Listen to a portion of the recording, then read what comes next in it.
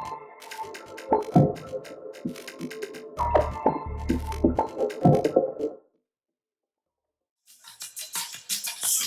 and gentlemen, welcome back.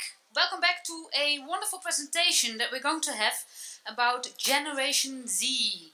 Now, my kids are Generation Z, and yesterday they both put up pictures and video, and I'm not there. So I immediately liked the picture of my daughter, and my daughter immediately, but right after a second, Epsy, Mom, please do not like my pictures. So, of course, I unlike her picture. And then I checked with my son, and my son says, okay, he wants a lot of views for his video. Could you please share my video with your crowd? So, very different views, both technology oriented. And we have somebody with us, Pamela Pavliscak, who has been studying exactly what this Generation Z is doing, how they are using and appropriating technology, and what it actually means for them and for us. Pamela has her own company called Change Sciences, which she founded and that she uses to study all these developments.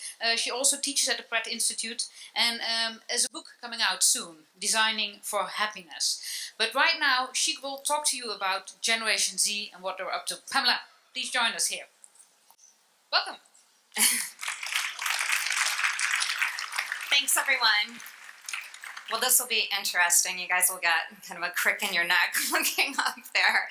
But this talk will be a little different because it's not going to be grim moral panic about the future of the next generation. There is scary stuff going on there. There are worries.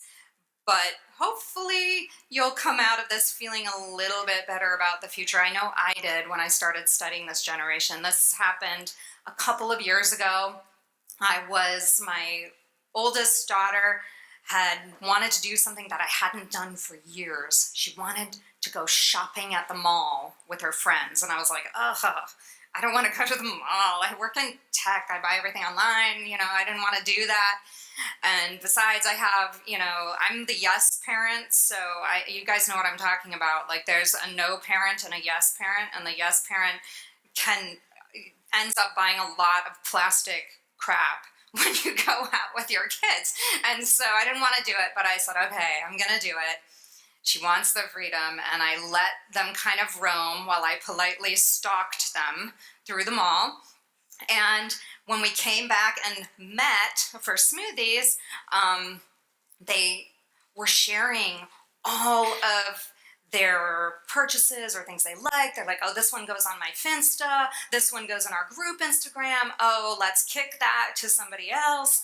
Oh, this I'm going to text to my mom because I didn't have enough money. And it just went on and on and on until we came home. And so after we were home for a while and my daughter was unpacking all of her stuff, I was like, hey, can I talk to you for a second? Like, that was really interesting. I'd love to, maybe hang out with your friends more and talk to them. And she was like, Mom, don't study me. Because this is what I do. I'm a researcher, and my main focus is really on our emotional relationship with technology. So all the weird feelings that we get using the internet, what our relationship with our devices are, and all that stuff. But I thought to myself, well, this is an area worth exploring, is what are young people doing with technology today? And so I went about studying it and the way I usually do, which is combining a lot of quantitative data with qualitative interviews and ethnographic data. So what you're going to see here during the course of this talk is a little bit of both. Some of my own research from diaries and interviews, and some research that I've collected from public data sets. And it's going to look something like this. I've modeled this after a young adult post-apocalyptic fiction novel where things go terribly wrong. And actually in those novels it just stays bad. But we're going to end up in a better place where we have some new directions about what kids are doing with technology and what possible directions that pushes us into. First of all, why do we care about this generation? I mean, what makes them so special after all? Well, it's a huge generation. I mean, I'm contributing to this huge generation. And it's a little weird when you think about it, because Gen X, who are their parents for the most part, is a pretty small generation. But then when you think about millennials as parents and baby boomers as parents, it starts to gradually make more sense that this generation is a quarter of the people on Earth, bigger than baby boomers, bigger than millennials, and everyone is going to be talking about this generation more and more and trying to characterize them and market crap to them and figure them out so we can sell stuff. That's not what this talk is about, but I think this is why they're really important.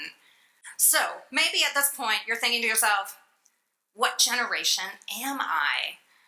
Well, we're going to take a little quiz. So what Disney movie was popular when you were a kid? Which of the 4 segments are you in? And if you're in segment 2 over there, you may not even recognize that movie. That's because that's Gen Xers, and our parents really could care less about making good movies for us. I'm not bitter or anything like that, so we didn't get a good Disney movie. How did you watch the movie? Then I thought about toys. Which toy characterized your generation? And then I thought about music. There's a lot of different choices here. These all look kind of the same, but I guarantee you these are different generations. Or maybe you're a little funkier. How did you listen to music? What was popular when you were a kid? And then finally I looked at what was the vision of the future for each of these generations when they were kids. Here we have 2001: A Space Odyssey, where the computer can talk and works like a logical system and things go horribly wrong. And then you have Blade Runner, where you have people as humanoids and of course things go terribly wrong. Finally, we're merged with the computer in the Matrix and things go terribly wrong. And then for the last generation, we have Hunger Games, truly a movie for the last generation, where they're hunting each other for the entertainment of the wealthy. And as you can imagine, it's not good. So congratulations if you were in group 1. You're a baby boomer. Hippies, free love, you invented rock and roll, or at least you think you did. Section 2, you're a slacker. You know all the definitions of irony as a Gen Xer. Number 3, you are millennial. And millennials kind of get a bad rap. I feel like there's a lot more to millennials than this, but because these are marketing categories more than anything else, you get kind of stereotyped into a role. But look at how Gen Z is getting stereotyped, maybe, if you can look at it. Yeah, the super achievers. They are expected to be businesslike and rule the world, and they are extremely entrepreneurial. They want to change the world. They have strong motivation for change. They've grown up in a time of extreme economic unrest post 9/11, and they want to see a different world ahead of them. But things are starting to look different, and it's giving a lot of people anxiety. So we have friendships looking different. We have families looking different. I miss this family quite a bit right now. The whole world is really looking different. And you can imagine, what is the big difference here? Any guys guess? It's mostly about technology. So if you think about, I made sort of a timeline. So off to the far side are the terrible apocalyptic futures that didn't happen, starting with Y2K when they were born, most Generation Zs. And then we follow along at current events, technology, and where they are in their school life. So you can see the technology piece just keeps going and going. I'm pretty happy the whole Mayan end of times thing didn't happen in 2012. We kind of dodged the bullet on that one. And it just continues on. In 2017, there's almost too many things to put in there. And they're spending 25% of their lives on screen. That's globally. Probably that's a low estimate because that's from a study done a couple years ago.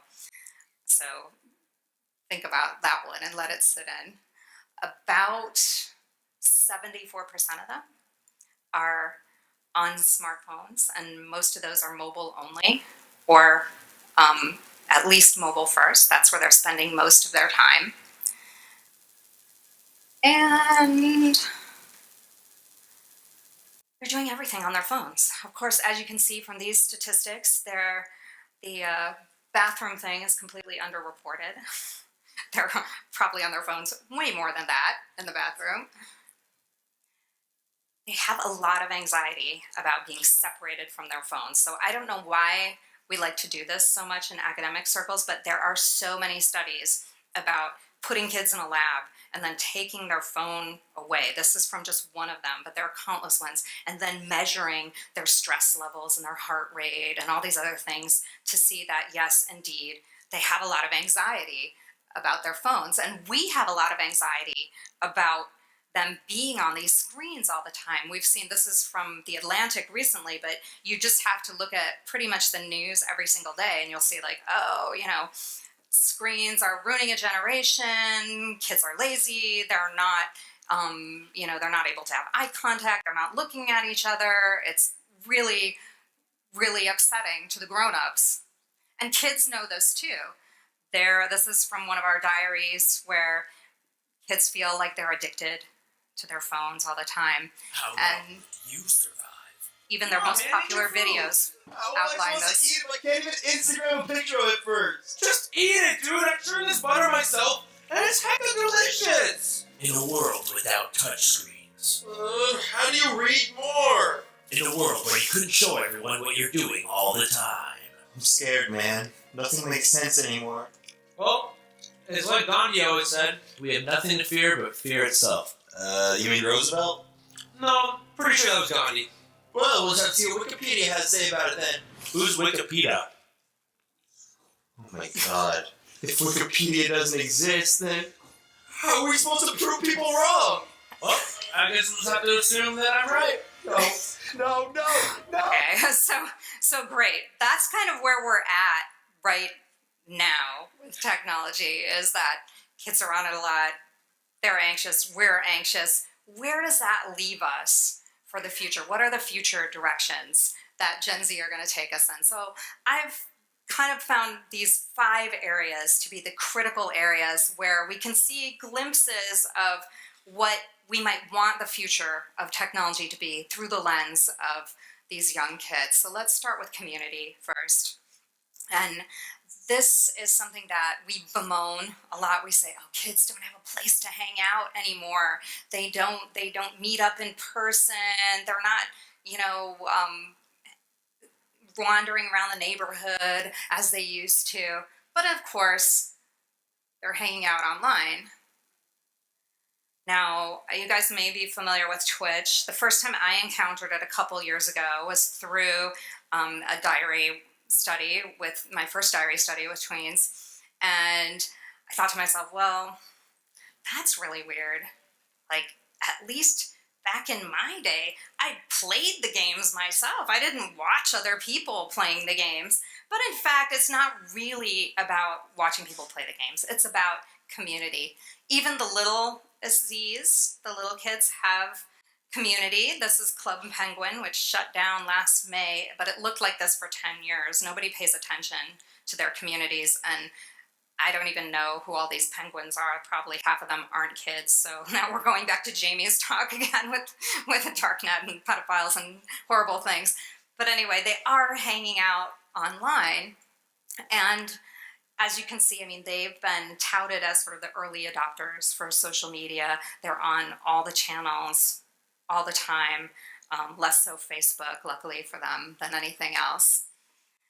But what I think we don't talk about as much is that their community is not just their friends or their school, but in fact, it's global. They are making friends in other countries more so than we did when we were kids, when maybe we had like a pen pal who we wrote to once or something like that, or maybe we met somebody online in, you know, an old chat room and we never really knew that much about them. Here they're making real connections over video chat with other people and getting a glimpse of their reality in that deep way. They're participating in adult conversations. This is a Twitter map of Ferguson in 2014. This probably marks maybe the first time that kids actually entered into the same conversation about the news as adults, and now that happens all the time. And we kind of take for granted that kids are just going to catch up and get it and be there, when in fact they're still kids. And that's reshaping the tone of their conversations, the kinds of conversations they have, the kind of level of understanding of events that they've had in new ways. Now, they're still very much interested in forging those kind of close ties within their own community and their family. A lot of parents were, in our study, commented on they're getting a new view of their kids through their children's eyes. But for the most part, they're still looking at what's happening online and social media and communities, and saying to themselves, you know, if I had to trade all of my online friends for one real life friend, I would. I think that's astonishing. So real life is still a thing. Kids still want to relate to each other in person. They're still going to make eye contact. They're still going to have conversations. But what's the takeaway for us? We need to design for authentic connection. What does that mean? That means not just connecting us to each other over social media, but instead really thinking about, if we're working in tech, what does it mean to forge a strong relationship? And we can learn from urban design that a lot of that is weak ties. There's been a lot of studies of mixed blocks where there are stores and apartments and lots going on, and that's where people want to be, and that's where people achieve well-being and they're happier. We need to make sure we bring that in. There's been lots of research about what makes a strong relationship. One thing is deep, meaningful conversations that have all the aspects of human to human conversation, which is pauses and unknowns and length of time, and not just skimming on the surface or depositing a comment and leaving. So I think there's a lot that we see in what Gen Z is doing that we can bring over that will benefit everyone as far as community goes. Now, a lot's been made of the anonymous communities. I know that if you're thinking about dark social, you probably, depending on your generation, this is probably what you get in your head. And there is a lot of bullying online. That's almost everyone has experienced some of that, and it's going on in more subtle and unique ways online, of course, too. I think what kids are realizing is that anonymity brings on a lot, kind of what we all learned in the 90s with like IRC chat, if you've been around long enough to remember that, is that anonymity brings out some bad behaviors. So we saw the downfall of Yikat already this year. And while it lets kids experiment with their identity, they're really not looking at it as a community feature, but more of a way that they can express themselves. So let's look at identity. A big aspect that Gen Z is playing around with, because they're tweens and teens especially, is they're experimenting with their identity. We do this all the time in real life, of course, right? We have a different personality that we show for work versus family versus friends. We adopt gaming avatars, such as this one. Microsoft did a good job on the new Xbox avatars, which you see here. But Gen Zs take it to a new level. They have Instagrams, and they have Finstagrams, and they have multiple Instagrams with their pets, with groups, with people. They have the real Instagram where they're fake, and the fake Instagram where they're real. They're constantly monitoring and pruning and playing around with these identities over and over again. And the core thing that really I took away from that is that we need to think more broadly about identity and selfhood. So the impulse of, say, Facebook and any consumer-based technology is to pin you down to one personality. Mark Zuckerberg's even said that. He's like, when you're on Facebook, a goal for Facebook is to reduce phoniness, to let you express your true identity, and everyone will be transparent. We've heard that word a lot today and up front. But guess what? The latest psychological research about selfhood is not that at all. There have been longitudinal studies from age 14 to 64 that kind of dispute this idea that we even have a core personality, because it can change so much. Part of the latest research on selfhood is that we experiment with identity through storytelling. So by giving over our memory to VR, to Facebook, or things like that, actually takes away some of our ability to create our identity online. And so I think what we're seeing in these kids has, again, a wider relevance for all of us, is that we need our identities to be flexible. We want systems that don't make us a cliche of ourselves, always pinned to what we did before or what the average of all people do. We want to be weird and quirky and make interesting mistakes, because that's what humans do. And that's what we have not figured out yet in design. So this leads us to privacy, though, and you think to yourself, well, kids, they're posting all kinds of stuff. Are they even really worried about this? Well, they are, in a couple different ways. One way they're worried about it is that they are trying to hide from their parents and teachers. It's plain and simple. I mean, we all did it when we were kids, right? You don't ever want your parents to know what you're doing. You don't want your teachers to know what you're doing. And now it's at a higher risk because everything is online. So they're constantly playing with privacy for that. And they're figuring out ways to go against the grown-ups, like sneaking smartwatches into school because phones aren't allowed anymore. And you'll see a lot of older technologies like this because they always inherit the crappy technologies, whatever is around, and they try to make it work for them and adjust it. About 70% admit to hiding activities online. This is a pretty good generation. We often complain that they're not having enough sex, they're not doing drugs, they're not drinking, they're not smoking. We think, oh, they're not growing up fast enough. They're not, coming through those rites of passage again. As a parent, I'm willing to let those go. I don't really care about those as rites of passage.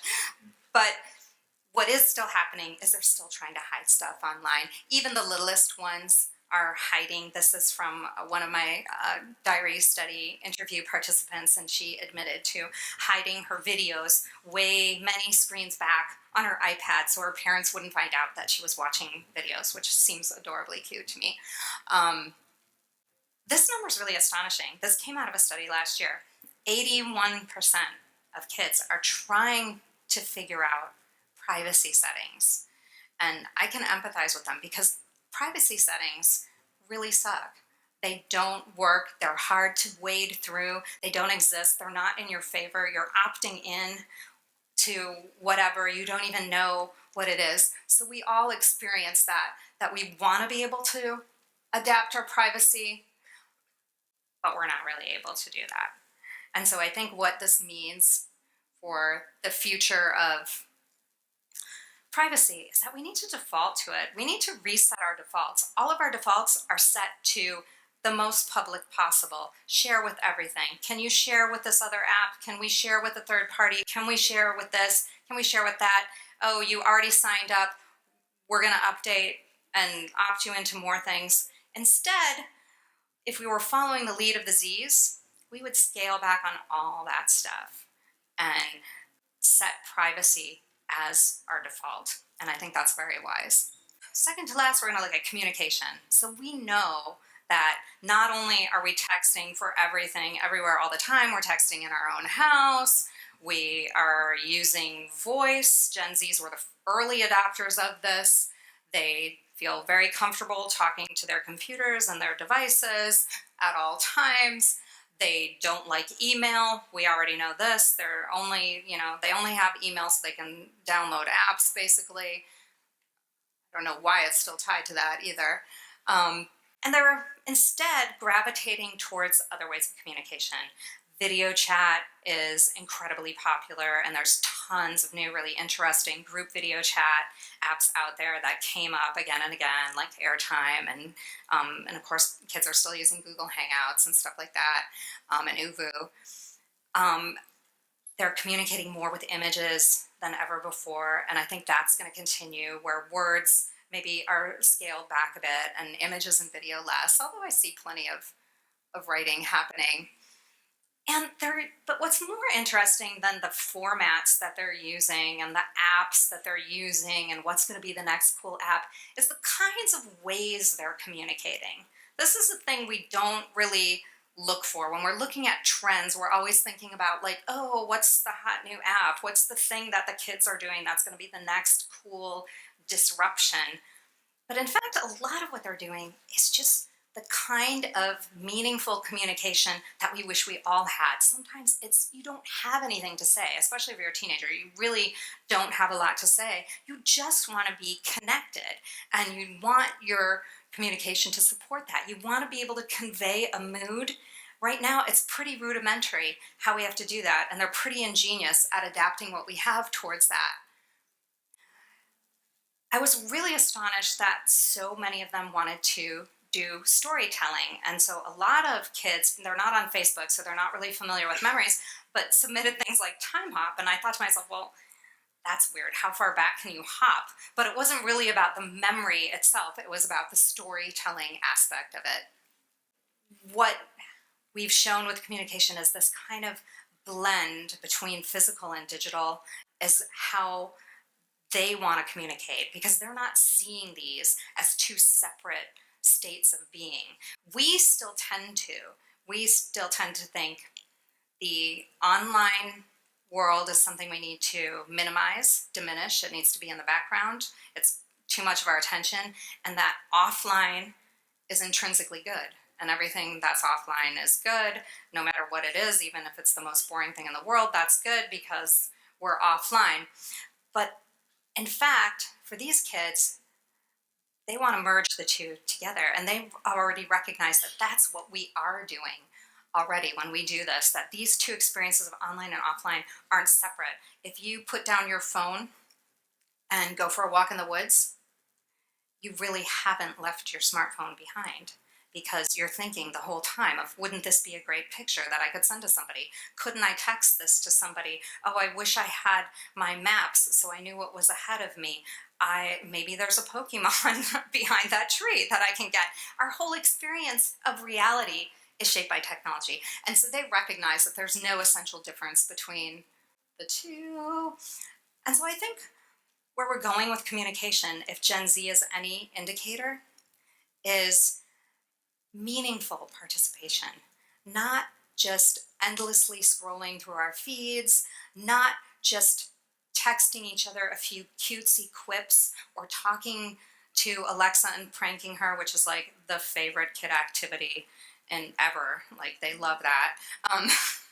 Maybe that one will stay. But it's really finding ways to have some kind of meaningful engagement. And one way to do that is with creativity. And a lot of the kids in my study talked about creativity.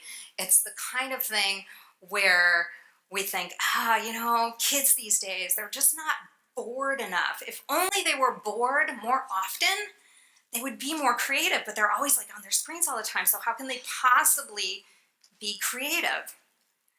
But I didn't see that. I think kids still got bored all the time. They're just bored in a different way. And they're moving fluidly between these two worlds. Oh, wait. Guys, remember that sound? They don't even know that. This is a screen from, I had a group of kids, I do some play labs with kids, and one of our projects we had them moving from between, we had a bunch of iPads and screens in the room, and we had a bunch of toys, and we just were like, go play. And they integrated everything into their game. Toca Boca, the dolls, the play kitchen, blocks. It was all of a piece. there was no difference. So that's one aspect of it. And the creativity doesn't happen off screen. They're making things on their screens that are highly creative. They are making gifts for each other. But they're experimenting with ways to use technology creatively to tell their own stories. And that's a very human impulse. That doesn't change whether you're a kid or a teenager or an elderly person or just like all of us, kind of old. That what this means for creativity is that we need to focus on rich experience. Right now, our experience of screens is pretty flat. It's pretty visual.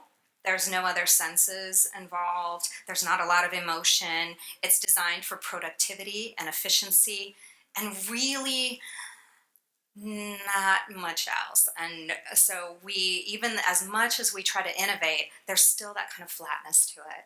The last thing I'm going to talk about, just as a bonus, because I work with designers a lot, is the interface itself, because I saw a lot of interesting things here. I think when we talk about youth, one thing we all assume is that kids know how to do everything. I'm sure you've been in meetings like that. Like the old people don't know, they'll never get it, but who cares? They're not our market anyway, even though they have all the money. I don't know why those conversations happen, but they do.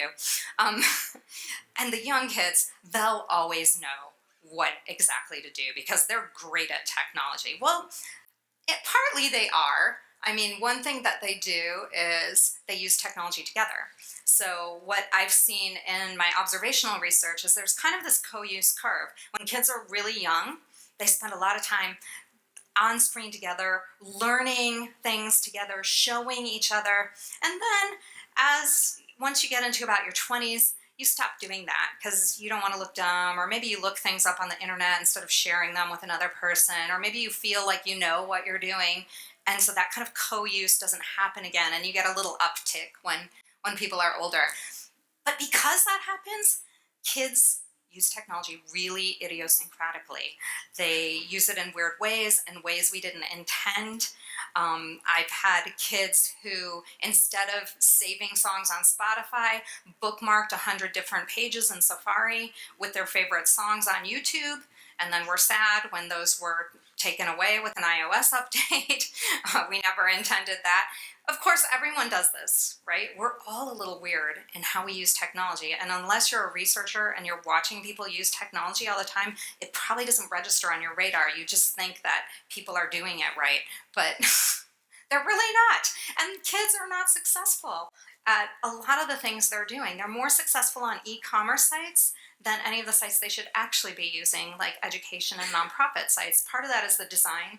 Part of that is because we, again, forget, we don't include kids in the groups that we're designing for because A, we either assume that they can already do everything, or we don't even think that they will be using it. So I think, we make all these assumptions about kids that, or maybe we're just not thinking of them at all. We're kind of at two ends of the spectrum. The other thing going on with kids that is a bit different from the rest of us is they're really multi-screening, like more than just a couple screens. They're all over the place. They have really short attention spans, like all of us do right now.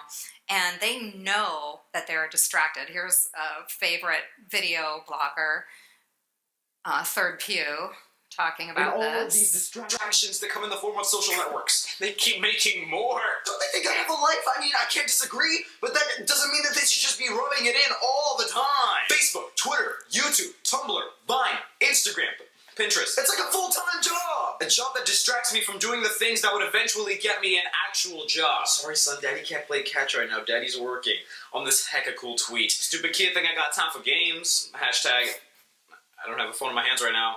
Or a son. Keep forgetting I'm insane. Lol. One thing that used to take up so much of my time was texting. I hate texting now. Half the time you're just texting. Okay, so they're distracted, they're idiosyncratic, they don't always know what they're doing, they also have really poor ergonomics. They don't have any storage because they have the oldest devices you've ever seen. All their devices are cracked. Most of them have fallen into the toilet because of the whole bathroom thing.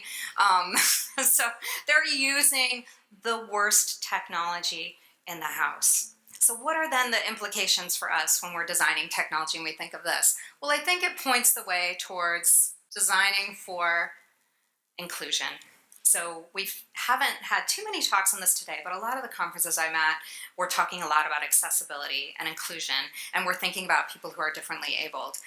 But sometimes we don't think about that there's a spectrum of access to technology, the kind of technology you're using, the skill levels you have, the gaps in your knowledge with technology. Inclusive design actually brings us around to those folks as well. And so that's the last aspect that Generation Z points us to. So I've recapped the whole thing here in emojis for you guys, just in case you were thinking you needed a refresh on all of it. And I guess the big message here is that we shouldn't be scared of teens losing their minds like zombies to smartphones or the dark net or these other things. We need to be wary of that. But I think what I've seen with young kids today is that they actually are not so different from anyone else. They want all the same things that we want out of life. And we're not designing that in our technology yet. And that's where we need to be headed next. Thank you very much. Do you want to do questions?